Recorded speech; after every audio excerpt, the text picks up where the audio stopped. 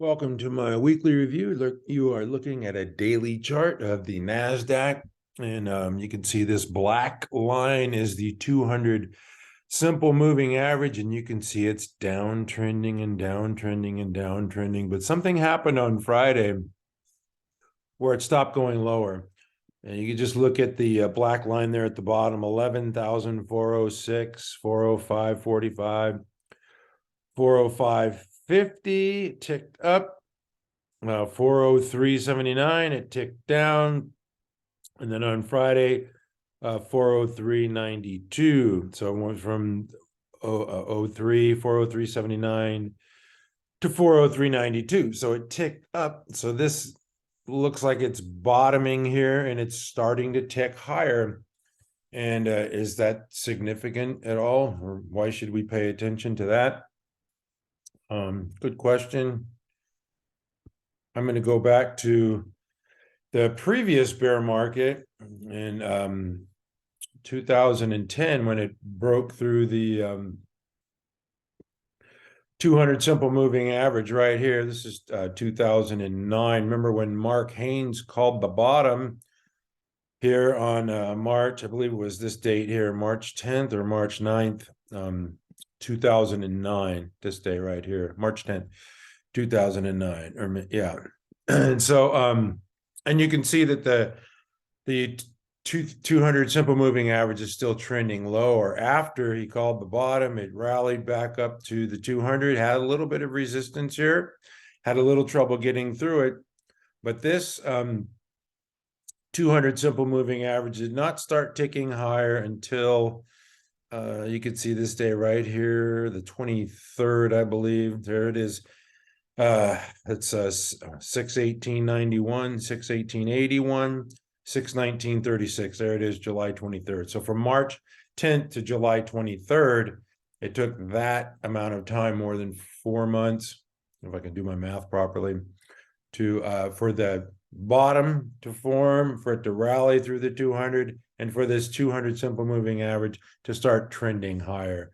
So it's just a little slower, technical moving average, and I think it's significant that the Nasdaq is starting to form a bottom and starting to the 200 starting to tick higher.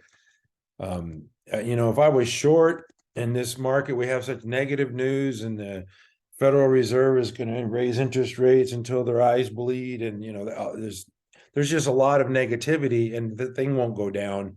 So it doesn't have to go up, but it could just go sideways for a while and, have these little rallies. So far in 2023, we've seen a strong 15% rally. It gave back about half of that. So a 50% retracement, and it's, struggling with the 200 here, but Thursday, it reversed with volume, and then Friday continued the rally. So we'll see what happens next week. I'm not calling a bottom. I don't have to. I take it one day at a time, and I don't trade the Nasdaq. I trade stocks. And when the Nasdaq's higher, you're going to see stocks like Apple. You can see it reversed, looking much like the Nasdaq. Apple's going to do well. But I wanted to look at some groups here, because there are some groups really outperforming, and Tesla is certainly one of them. One of the top stocks in 2023. It rallied off the lows, more than doubled, and now it's just kind of flattening out around the 200 level, doing nothing wrong, just like Joe Fahmy says, the big Thanksgiving dinner, and they're just digesting, and they're going to go back for more pecan pie a la mode here pretty soon. And so that's just digesting games, much like the Nasdaq. Yeah, I didn't say disclaimer. If I told you to buy XYZ stock, you wouldn't do it. So if I told you to jump off a bridge, you wouldn't do it. So that's my disclaimer. This is for my entertainment purposes only. And this is Ferrari, another stock that's just doing really well. You got to look at the weekly. This is a weekly review. You're going to have to bear with me here this week. I have a lot of ground to cover. And this chart is just showing a nice symmetrical cut pattern with a little handle starting to form here. That's Ferrari. And this one I get confused with Tesla, because it's like I'm dyslexic or something. And this is doing, pretty similar to Ferrari, a nice cut pattern here, showing a lot of relative strength. And this is why, this is one of the stronger groups. It's just got a lot of companies in this group that are doing well. And of course, Tesla is the big the big boss in that group. Anyway, I like biotech stocks, and I thought they were going to have a really good year this year, and they still might. And they probably will. The XBI, though, is just kind of, it's forming this like a stage one base here. Got to go to the weekly. It's a weekly review, and you can see the huge sell-off since early in 2021, all of 2022. It just kind of had this capitulation selling, made a bottom. Now it's forming this stage one base here. And I believe this thing's going to break out eventually. You saw that Pfizer, bought Seagen. There's just been a lot of deals made. They have a lot of money. Amgen bought Horizon for $28 billion. I mean, there's some big deals. And there's a lot of new drugs coming out. Speaking of which, I got to go to one of my favorites here. This one I'm up to my eyeballs in is TGTX. They've got the MS drug, multiple sclerosis, called Briumvi, and they just presented earnings last week. And we'll see how the launch goes. They have some competent people from Celgene running the launch, I guess. From what I hear, I don't know anything about this industry. I don't know much about the industry, but I rely on people who do. And they tell me they're pretty competent people. Anyway, this stock just regained its moving averages on Friday. It was up, more than 8% and had a really good week. Consider the earnings and everything. It was up more than 9% for the week. So that's another one that I like. I hope it does well. And RXDX is one that gapped up and just kind of formed a shelf. Made new highs here on Friday, up 2% and up 7% for the week. So that's a good week for RXDX. And SRPT is another one. When they win approval, they go to the penthouse, right? There's plenty that go to the outhouse and go out of business. And this one here, Sarepta, certainly had nice volume gap higher. Anytime a stock goes up, 19% with over 500% above average daily volume, that's not to be ignored. And it just followed through with a 5% gain and another, nearly 2% gain on Friday, and it was up more than 26% for the week. So not too shabby. On the other end of the spectrum is Novavax, down 91% off of its high, down nearly 13% last week. Just they said they only have enough money and they might go out of business here for I don't know, less than a year, I guess. Anyway, penthouse and outhouse in the biotech space. I'm going to try to get to a lot of different stocks. I'm going to go through them quickly. This is Dexcom, the medical product group, is acting well. This to me is just kind of forming a base, consolidating. I'd like it over, the 125 level, but it's still in consolidation. They have new products. They got hit hard when Apple said they had their, little glucose monitoring product for their Apple Watch. So definitely, a competitive sector, and Apple is definitely a formidable foe. You got to watch out. Lantheus is one that reported earnings and gapped higher on earnings. Once again, 20% gain with that kind of volume, that's not to be ignored, Dan. And TMDX, this one, earnings gap higher. Once again, not going to be ignored, Dan. Up 20% with nearly 500% average daily volume. Even if you allegedly chased at the high that day at 78, this thing's at 82. It's at $4 more than the high of the earnings day. That's why you got to watch breakouts. I mean, there's people who made fortunes buying breakouts. So when you hear people say breakouts don't work, that's a bunch of hooey. Anyway, let's go to Tidewater, the oil and gas stocks. There's some that I like. Most of them I do not. But the oil and gas field services are doing well. Tidewater is one that I own. It just traded down to its moving average, the 21, and bounced higher. It was up 13% last week. So not a bad week for Tidewater. INSW, another one we have at NCStockCharts.com on the watch list. You could see why with this cup and handle, pull back to the moving average, shake a people out for these 3 days, and boom, just slams higher. So this is a pipeline stock, oil and gas transportation pipeline stock, which is in a different space than Tidewater. But I'm just kind of, throwing them all together because I don't want to go over all these different oil and gas stocks. This is another one that was on our watch list, I believe. Maybe not. I don't know. I have so many stocks on our watch list. But anyway, this one, you could see why. It pulled back here, formed a nice cup pattern consolidation, pulled back to its 10 and just slammed higher. That's TNK, TK Tankers. And the last one in the oil and gas is Weatherford. This one, I'll just go to the weekly. You can see this one, nice IPO base, boom, slammed higher. And for the, I don't know, most of the back half of 2022 and the start of 2023 is just, really strong stock. It gapped higher on earnings recently. It was up 6% last week. So Weatherford, there's your earnings date right there. Nice 12% move. Anyway, I'm going to go to the machinery building materials group. I'm going to lump them all together because I just have a lot to get to. This is Builder First Source, one on our watch list. Last week, for obvious reasons, the consolidation here, the handle with the pullback. It did, went up on earnings, I believe. But yeah, nice pullback here in that handle back to the 21. And then, got some support and traded higher. Look at these, blue volume bars here. We like to see that. Tex is another one. This is, machinery and mining. I'm just going to kind of lump these together here. But you can see the breakout here, and this one just trading higher. I like strong stocks. Stocks that go up, I like. Stocks that go down, I don't. So this one's going up, I like it. Got to keep it simple here. ATKR is another one.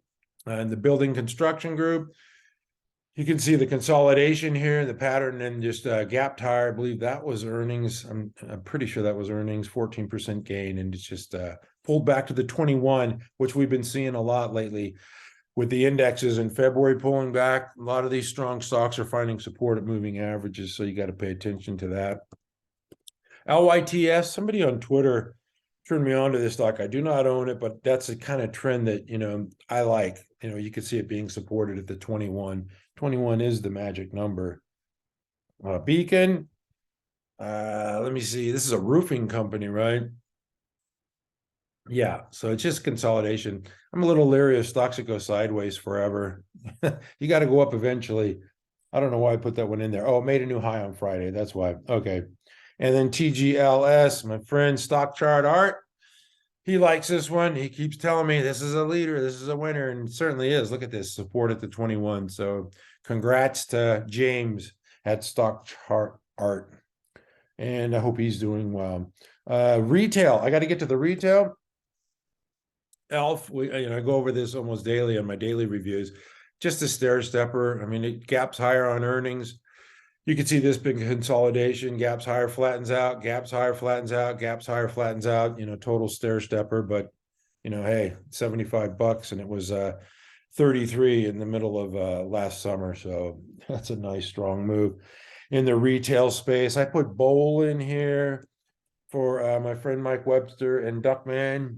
Andrew, they're the bowlers, the big Lebowski fame. But Bowl, you can see this just made a nice consolidation and then pulled back to the 50 and just slammed higher. This thing made a new high on Friday. And of course, I cannot do a weekly review without CROX. CROX is doing nothing wrong here. You can just see it's trading right around that 120 level for, I don't know, 5 or 6 weeks here. Pulled back to the it had 3 weeks tight, then they have earnings gapped higher and then came down. But if you just look at the weekly, it's just trending higher along this 50. So it's doing nothing wrong. 2.5% gain last week. We'll take it. Let me see. Oh, the metals and mining stocks. Definitely a strong group. This is SCCO. This is my favorite in the group because I own it. Other people have other favorites, but you could just see that it pulled back to the 50 and traded higher. This thing pays a nice 4.5% dividend yield. And sometimes I like, to mix in some of these higher yielding stocks that are a little more stable than just, total growth. And so that's why I picked Southern Copper. But there's also, MP. I know a lot of people like MP. That's fine. That's a good one. And then SGML was Signa Lithium was rumored to be bought out by, maybe Tesla or something. And it's slammed higher on this day, 16% with massive volume. And just now it's starting to trend with its moving averages. Pulled back with the market weakness last week when the Nasdaq closed near the lows for 3 consecutive days. This thing was down 3 days and then went higher on Friday. So Sigma Lithium is another one that It was really strong in that group. The semis, I just got to go to shaking my head, because this looks good to me. And if the market wants to go higher, this thing probably going to lead them, and or at least go higher with it. And you can see this nice chart pattern here, cup with handle pattern on the semiconductor ETF, and of course the leader in the group. I hate using that term, leader. NVIDIA's just had a real strong start to 2023. It's up, over 60%. And that's definitely one of the strong ones. Another one up more than 60% in 2023 is ACLS. If I could type the ticker in there, you could see that move. What day was it? Thursday? Yeah, Elon said something about silicon carbide reduction, and some of these stocks got hit. But the AEHR CEO came out and said, this is not going to impact our business. And it just came right back. I own this stock. I got around 80. I had to add on this day because it was just too much of a gift. I hate paying more for stock because it raises my cost basis, but that was just a gift. I mentioned AEHR, and this one is a little, this one sliced, it's 50. If you look at the difference between ACLS, this one, it's, even though it was down, I don't know, 20% at one point that day, it still was above its 50, and AEHR sliced its 50. It looked like a panic move here. And then just, regained, and it still was up for the week. Both of these stocks were up for the week. AEHR was up 1.5%. ACLS was up more than 5%. So, it doesn't really matter what Elon says. The one that I like in the group, there's manufacturing, and there's equipment, and there's fabless. This is a manufacturing stock. You could see this, I got to show the weekly. It's a weekly review. Anyway, didn't IPO that long ago, okay, in 2020, the end of 2020. Had this base on base pattern, and then just recently broke out in 2023. It's had a real nice move here out of that 34 area. And now it's 45, I believe. It's close to a new high of 45.98. But it's just forming this shelf-like pattern and getting support, allowing the moving averages to catch up. And that stock is doing well. I'm just going to go through some random stocks that I own, or I like, or I'm going to own. So you don't have to buy them. This is not, I'm not telling you to buy anything. But anyway, Shift4 payments. It sold off when the TOST earnings came. They had a weak earnings report, so this thing went down in sympathy. They reported last week, and hello, they're taking market share big time. And it gapped higher 13% with that kind of volume. That's not to be ignored. Like I said, even if you chased here and bought near the high of the day at 67, it closed at 72, $5 higher. So that's a good sign for the market when these stocks are doing this. Here's AXON. I want to show this because it had a day like AEHR and ACLS where for, no reason at all, Elon didn't say anything on this day. It just slices 50 and came back, and then they reported earnings last week and gapped higher once again. It was up more than 10% with heavy volume. So congrats to the longs there. First Solar is another one. We have it MC stock charts. This thing we've had for a long time. It's really strong stock in the solar space. The solar was not doing that well, and it perked up just last week, and First Solar was a big reason for it. It was up 15% with that kind of volume, just a massive move. And these are just some of the leaders, I said it again. These are some of the stronger stocks we have at MC stock charts that are just doing well. Steel Dynamics is up 75%, I believe, in I don't know the time period. It's a strong stock. It's had a really good start to the year. Anyway, Steel Dynamics, another one that we have in, and United Rentals, another just a real quiet stock. Nobody mentions this one, but you can see the consolidation here, the tight trading here, 3 weeks tight. Had a little shakeout, down to the 10-week line, and then just busted higher. Just bust a move, and this one just making new highs, weekly. And it's another stock that I like. Want to go to a couple of IPOs, or not many IPOs that we're tracking here, but Ivanhoe Electric is one, kind of thinly traded, but you can see this base here that it's trying to bust out of. So definitely one that has caught my attention. And I mentioned solar recently, and this is a Next Tracker, just recently IPO'd in February. And looks like this IPO base here, it's trying to break out. So we're going to keep an eye on that one. Anyway, that's my weekly review. Thank you for watching. We never give up.